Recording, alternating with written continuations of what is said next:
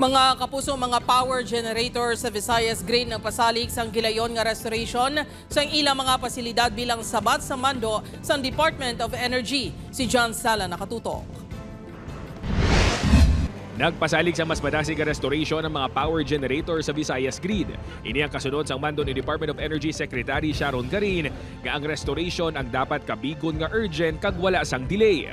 Ini makaligat sang makapila ka beses nga deklarasyon sang yellow alert sa Visayas Grid halin Agosto 1. Si DOE Undersecretary Mario Marasiga nang indesignar ni Secretary Garin nga magpamuno sa pagpakigangot sa mga power generators. Pahayag sinigi na lauman sa madason nga semana nga mayara na sang dugang nga kapasidad halin sa mga planta nga nagpatigayon sang outage. Lots of power generation facility owners have committed the immediate restoration of their facilities.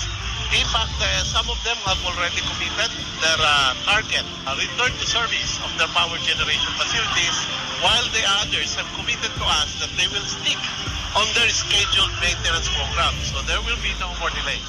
Dugang pa ni Yusek Marasigan sa bugos nga Visayas Grid, mayara sang bastante nga kapasidad ang mga power generators apisar nga hindi tanan ang naga-operate sa full capacity. Sumusuporta po ang supply na nanggagaling sa Mindanao at Luzon kung kaya nagagawa po natin ang paraan na hindi po magkaroon ng shortage sa Visayas. May nakahanda man nga mga backup pananglitan nga may magluntad nga kakulang sang kapasidad. Kaangay isang paggamit sa mga generating facility sa mga pribado nga kompanya kag enterprises bilang kabahin sang interruptible load program.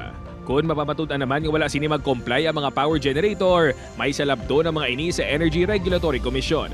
Most likely po, ERC will impose appropriate penalties. Upod kay Hans Desierto, John Sala.